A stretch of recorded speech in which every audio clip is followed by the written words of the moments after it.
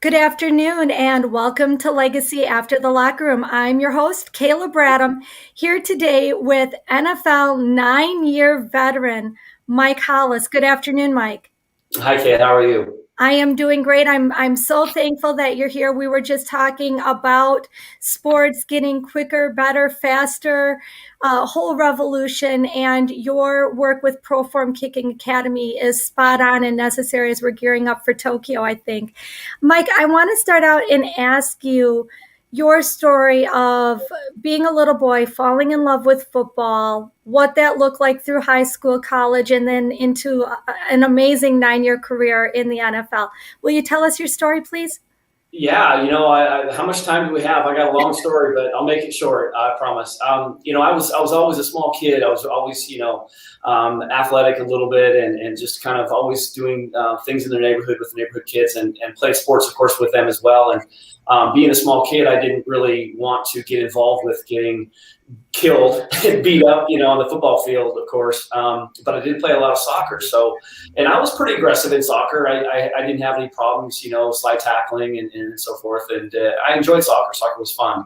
A little hard, a lot of running, but I don't have much endurance. I have a lot of quick twitch muscle fibers, but not a lot of endurance. But so I kind of gained the knack of kicking the soccer ball, and I was one that we did all the penalty shots and corner kicks and stuff. So I had some control, and then just growing up, going to middle school, I played football on the middle school team, but we had lightweight and heavyweight division. So it was split up into heavy guys and light guys. Clearly I was on the lightweight team, so I didn't feel so bad about getting hurt. So I played other positions as well, as a receiver and a DB, and then also kicker and punter. And I just fell in love with kicking. It was just something that was very challenging for me, and in a good way. I just wanted to get better, and I just wanted to see how good I can get. And fast forwarding through high school, I actually had an opportunity.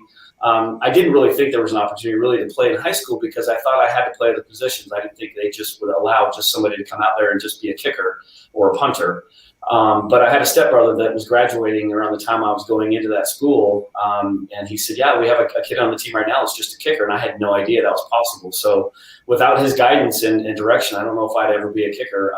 So I tried out and made it my sophomore year, made it on varsity from high school.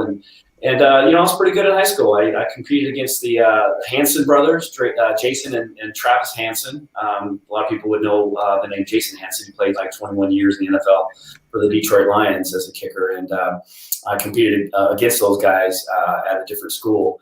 But I just enjoyed it. And, going into college, I knew I had the ability to play in college. And I was overlooked by a lot of schools, primarily, I think, because of my size.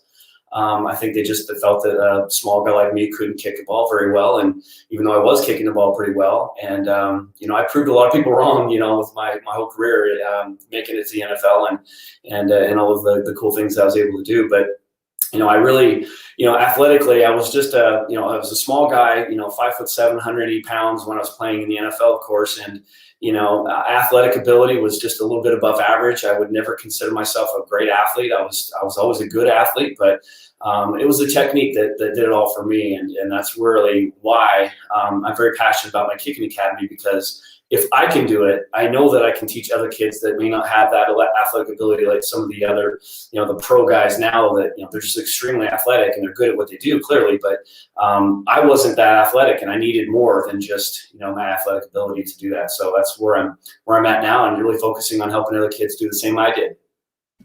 I love it. So let's talk a little bit about form and being just a little bit better than average. Speak a little bit about that. What are you doing with ProForm Kicking Academy that's different? What makes you better, and why should people spend money to send their kids there? Yeah, well, that's a great question. I love that question, and I get it a lot. The thing is, with ProForm, the way we teach and what we teach, it goes against a lot of the common sense kicking, as kids would really refer to it. There's a lot of stuff out there, even unfortunately being coached, that are things that kids are going to do anyways, because as a soccer style kicker, you think a lot of lateral motion. One of the best comments I give to the kids on the very first day, I say that if you ever went to a camp and the coach said that they're going to teach you how to kick field goals, they're going to teach you how to kick off, they're going to teach you how to punt, And if they said that all three of those skills were almost identical motions, would you be a little nervous? And they typically answer yes. Like, well, how would you compare a punt to a field goal or a kickoff? We do, and it's because of forward momentum. We use forward momentum, which allows 100% of the body to be involved in the kick.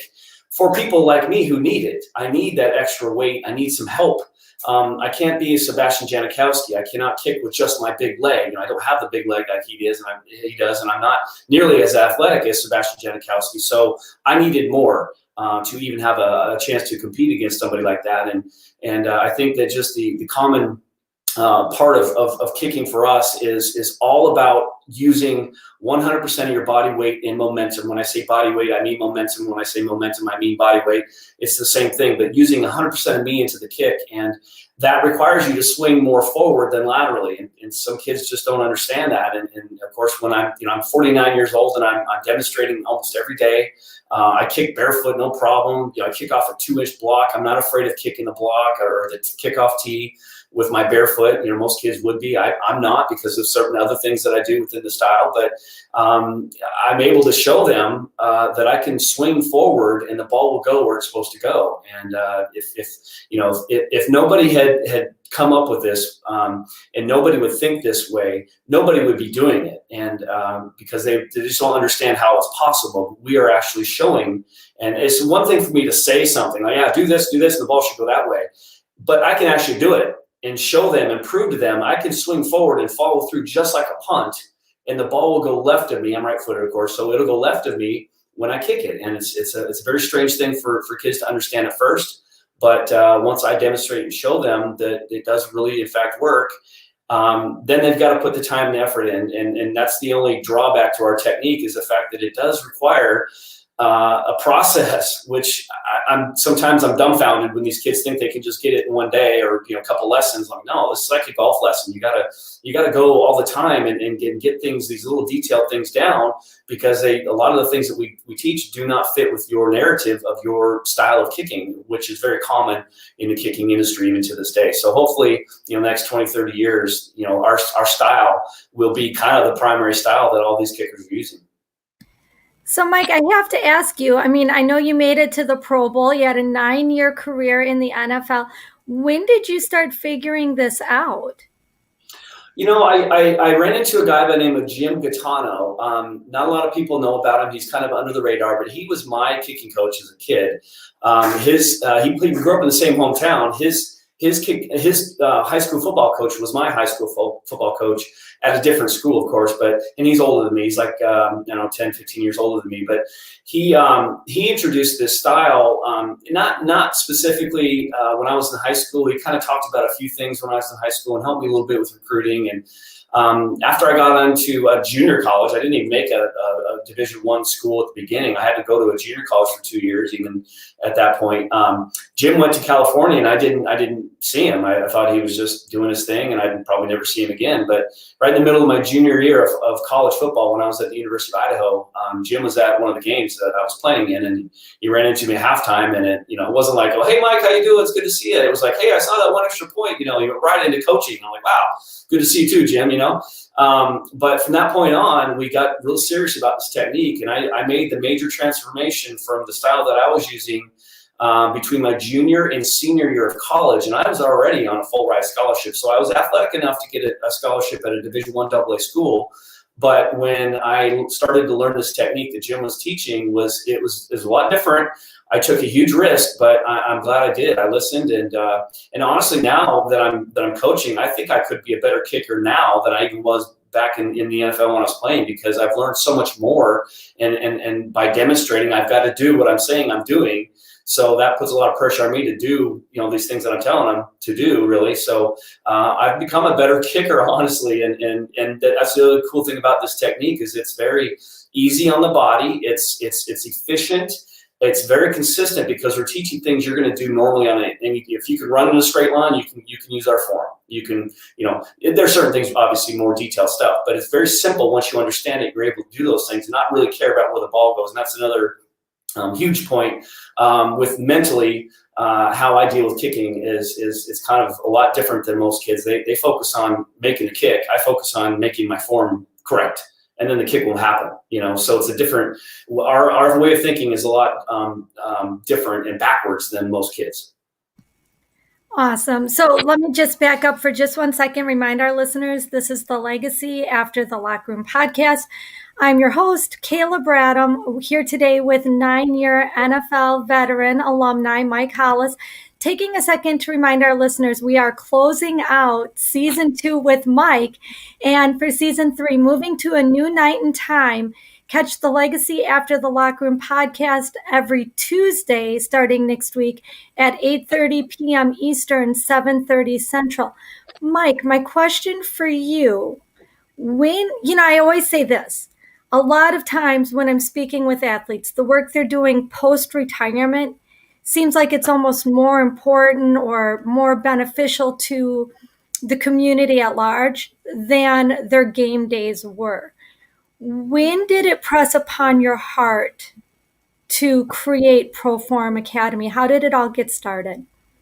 Well, when I retired, I honestly didn't know what I wanted to do. And I did a couple little variety of things, which I still do to this day. I dabble in a lot of different things, but my primary focus is my academy. And that's just where the passion lies with regards to what I did and everything I just mentioned. After, a few years after I retired, I thought, I should start coaching kids because I think it's the right thing to do. And I still, I retired. I had 4 back surgeries when I was playing. Primarily the issues with my back were prior to kicking and prior to football. It was stuff when I was a kid, just doing silly things, being crazy as a kid, of course. But, I just took it upon myself to create this business really and kind of talk to kids and teach them the things. And that's the thing too, is that, with regards to what I mentioned before, I shouldn't have been able to play in the NFL. My size, my weight, my athletic ability, none of that was good enough to play in the NFL, but my technique was. And I had a lot of convincing to do even to get to the NFL. Tom Coughlin, the head coach of the Jaguars at the time, he thought I was too short. He said, we're going to go for somebody else who's bigger. And Jim Gattano, like I mentioned before, he got on the phone immediately and told the Jaguars, you have no idea what you're talking about. My kick's like he's 6'2". Why would it matter what his size is? But so just with that kind of mentality and the things that I did at my size and my athletic ability, like I said before, I want kids to have an opportunity to know that they can do these kind of things. I sure, took it upon myself to, get better and get as good as I can be. And I wanted to, and that's another thing that I tell a lot of kids too. I said, listen, don't try to make it to Division I AA or 1 single A or the highest level of football in college or NFL, whatever. Don't try to do that. Try to be as good as you can be. If you can be as good as you physically can be, whatever level that gets you to, you got to be happy with, because there's no more room for improvement. You've reached that pinnacle of success and within your own form and style. But we think that the stuff we teach is exactly that. We think that this is the only technique that you can use that will give you the abilities to get to your highest potential, whatever that potential might be. Mike, you're already segueing into it, so it's so cool. My next question for you is actually, not even a question, but to ask you to speak to the smaller athletes and especially the parents of smaller athletes, right? Like the moms who want to wrap their kids in bubble wrap and tape them up and make sure they don't get hurt. You know what it's like to be the little guy on a team. Speak to the little guys on the team and to their parents, please. The first thing I would say is that, the sky's the limit, and there's so much potential that everybody really has, no matter your size or abilities. There's so much more potential than the mind really knows. And you'll never know unless you do, certain things, of course. And there's a lot of guys out there, a lot of kids out there working hard on whatever skill it is that they're doing. But the problem is they might be working hard on the wrong things. And that's where we come in with the kicking style, because we are different. This is the right way to kick a ball. It's the best way to kick a ball. I know it for a fact. I lived it at my size and everything. So that's really what I want to, give these kids and the parents an understanding that, it was the form and technique that did it for me. And that's teachable. Athletic ability is I can't teach you athletic ability. You can get more athletic doing skills and speed training and things like that, and in the weight room and whatever. But with regards to specific mechanics, that's something that I can teach you to do. But your athletic ability is something that you're just God-given. This is whatever you're given, you've got to work with. And I'm a prime example of that. I wasn't the most athletic guy, and I used my technique and my mindset. Was another big thing. You have to dumb down the process a little bit. You can't be too anxious, and you can't worry about things that you cannot control. That's a big problem with a lot of kids, no matter what it is, whatever skill they're doing, is they worry too much about things they cannot control. And when I say dumb it down, I'm really kind of talking about simplifying the process. Only focus on the things that are important to you as far as your style, your technique, whatever it is you're doing that work the best, and only focus on things that you are totally under control of. And if there's things that pop up in the middle of a kick itself, a big gust of wind or a bunch of rain, you can't control that. Why would you change what you're doing based on those exterior factors that really you can't control? That's a lot of things too, that when guys play on game day, they feel that they've got to do something more on game day. Why would you do something different on game day? You've kicked 1 million balls at practice the week before, or however many you've kicked. You've done it a certain way at practice the week before. Why on game day would you do it differently? There's no reason to do it differently. But that's the problem. A lot of kids, they think they've got to be perfect on game day. You don't have to be perfect on game day. You have to be focused and trust your technique and trust yourself and what you've done 1 million times in the past. Just repeat that. And it's a hard thing to do. And I get that. Trusting your form and not trying too hard is hard to do. But once you get that a few games under your belt where you're like confident and secure about what you're doing, and you trust your technique and your form and all the work you put into it, the sky's the limit. That's one of the best feelings in the world, when you can step on the field and not care where the ball goes. And people say, well, how'd you do with it mentally? Wasn't it just crazy? And as a kicker, everyone's looking at you. You're the one kicking the ball. But I didn't care. I really didn't care where the ball went, because I was focused on my technique. And if I did my technique properly and I didn't do anything different or didn't panic, more than likely I'm going to make the kick. And sometimes kids think the opposite way. They think too much on the result when a result hasn't really happened yet, and they forget to think about anything about their technique, and they just turn that switch off and just wing it, basically. And some kids, if they're athletic, they're able to be somewhat successful doing it that way. But if you're not real athletic and you're not and you try too hard and do way too many different things on game day, you're not going to be very successful. That's why there's a lot of practice kickers that are amazing. There's so many guys out there that are so much better than I ever was on the practice field. You put those guys on the game field, some of those guys, and they melt, they fall apart. And it's because they want to do better. They want to try harder. They want to make the kick. They put so much priority in making the kick that they talk themselves out of it, really. And you can't do that. You just got to be yourself and just trust the process. So I would have said practice makes perfect, but I think when we actually, listen to you and the advice you're giving, we need to say practice plus ProForm Kicking Academy makes perfect, right? So if a parent wants to put their kid in, and first of all, what age groups are you dealing with, Mike? We've worked with kids as young as 8 years old. I just got a 41-year-old Mexican from Mexico City that signed with the Orlando Predators. He's never played American football. He's played American football in Mexico, but not much of it. He started kicking about 10 years ago, just messing around, and it was a goal and a dream of his to get to a level where he can come to the United States and play. So he made it. He made it in the professional level of American football at the age of 41. So we've anywhere in between those ranges, yeah, for sure. First of all, that's so cool and very inspiring, and I'm glad I asked that question because that's really neat. So if I'm a parent and I want to put my high school kid in, kind of get them college ready, college prepped, how do I do it? How do I connect with you? How do I contact you? What am I looking at as far as price goes, things like that? Well, we offer a variety of different types of training, and we want to make it, easier for the parent. There's a couple things that are important. Obviously, commitment. We want you to come as much as possible, but we don't want to break the bank or break your bank, of course. So we come up with these monthly private training programs. So there's a wide variety of different kind of training options that we offer. ProFormKicking.com is the website, and most of the services that we offer are listed on there. some you have to call me for to talk a little bit more specifically about. But on social media, of course, ProForm Kicking on Instagram, ProForm Kicking on Facebook, and of course my personal ones are there as well. Mike Hollis NFL. And then Mike Hollis or Hollis Mike on Facebook, I guess. But just those ways to get a hold of us. And then I just love answering questions. A lot of parents will have a lot of questions about the technique and why it's different and why should I send my kid to you. And I'm telling them basically everything I'm telling you as well. And I think the parents like that. They understand that it's a very different technique, and it's good to have their kid give it an opportunity and a shot to see what they can do. I'm going to change the direction of the show a little bit to talk about the community endeavors that you're involved in. But before I do, I'd love to hear a success story. Tell us about one of the people that you've coached through and where they've ended up and how that created hope and possibility through sports through the ProForm Kicking Academy. Well, I mean, there's a lot of them. A lot of guys who have gone from high school level here in Jacksonville that got on to play at Wake Forest, Notre Dame, Vanderbilt, Florida.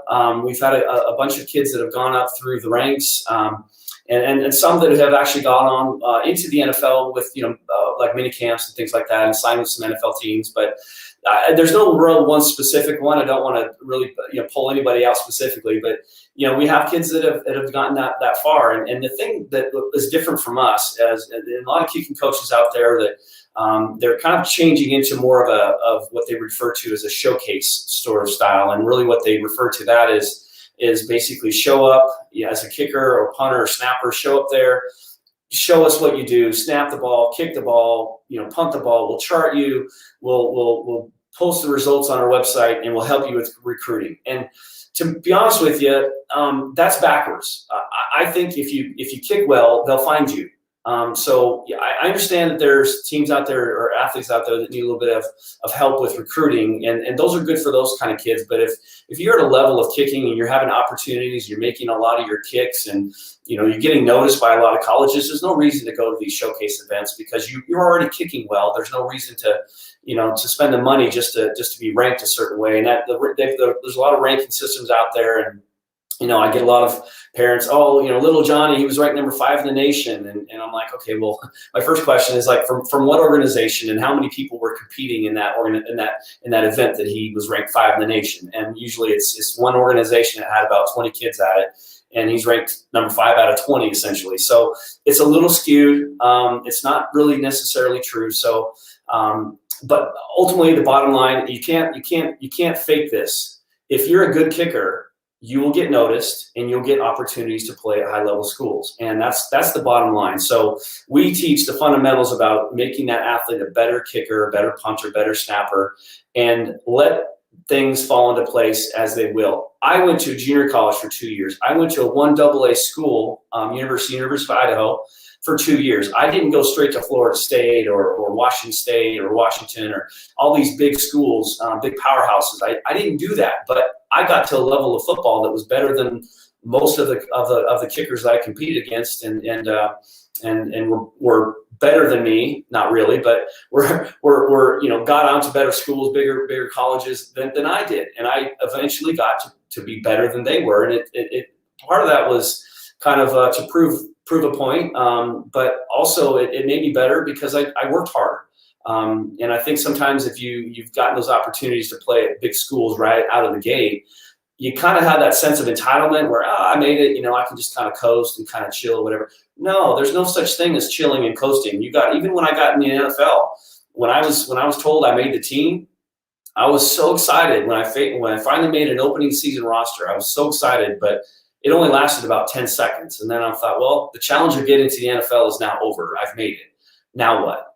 And it was very quick. My answer to myself was very quick. Well, get better. Keep working. Don't just coast. Don't maintain. Don't just think, oh, I made it. I can chill and relax. No, there's no such thing as that. I gotta get better. I've gotta, I'm gonna get older. I'm gonna start losing a little bit of my athletic ability, and I've gotta, continue working on my form and technique and get even better than I am now. And Mike, is it that mindset that got you into the Pro Bowl, or was it athletic talent? What do you think? It was all of the above. I think it was really the mindset. I for whatever reason, I worked the hardest that I ever had, that whole season. The season before, I was 30 out of 36. I was an alternate to the Pro Bowl, and I think that was kind of the fire that was lit under my butt to kind of get me going. Like, hey, I was pretty close to making the Pro Bowl. How about I try harder this year?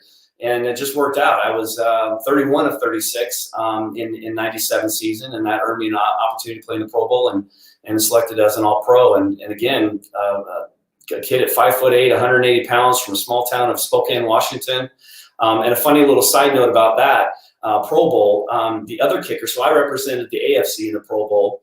And a guy by the name of Jason Hansen represented the NFC in the Pro Bowl. He was my guy that I competed against in high school from the same hometown of Spokane, Washington. Very, very cool story. That is cool, and thank you for sharing that with us. Let's shift gears a little bit and talk about being a Jacksonville ambassador. Tell us a little bit about what you're doing with your team. Yeah, we formed a Jaguar ambassador group probably 15 years ago, maybe longer. And ultimately, it's really just a group of guys, and every year it gets bigger because more guys that have played with the Jaguars retire.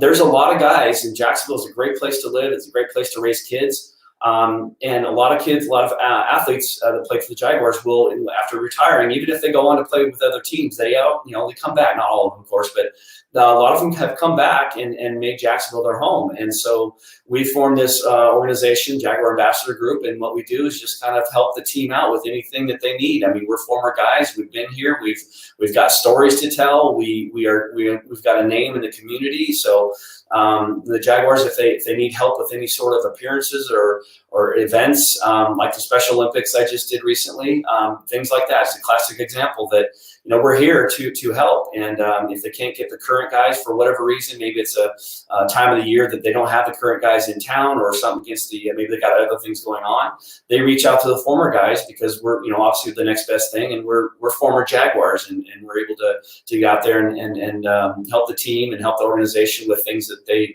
need to do, and continue to support the community in any way we can. And I love it. I love the area here. I've been here for 23 years now, with the exception of a couple of years when I went to Buffalo and then New York Giants. I came straight back here after I retired and continued on living in Florida. So it's awesome. We have plenty of opportunities to get out in the community and donate our time and efforts and enjoy our time with the community.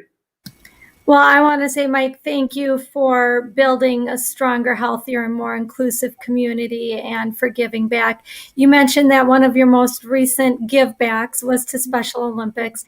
You know that I ask every guest on Legacy After the Locker Room to partner with me to support Special Olympics. Mike, can we count on you for an autograph donation to Special Olympics? 1,000%, yes. Thank you. Any idea what you might sign?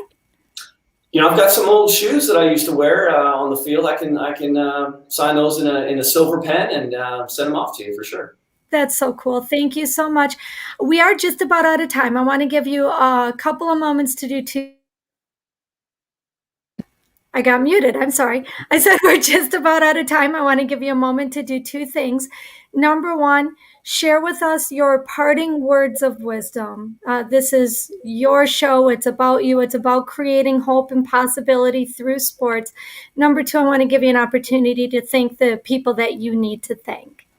Okay, thank you. Yes. The thing, I've kind of mentioned a lot of it before. The thing with me is just simplifying the process and just trusting yourself. And that's it, no matter what it is you're doing in your life, whatever industry you're in, whatever profession you're in, have passion about it.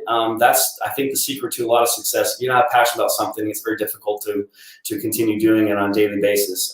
Find that passion, find that fire, and simplify the process, and don't add too much stress to it. The things in life are actually very simple if you break them down.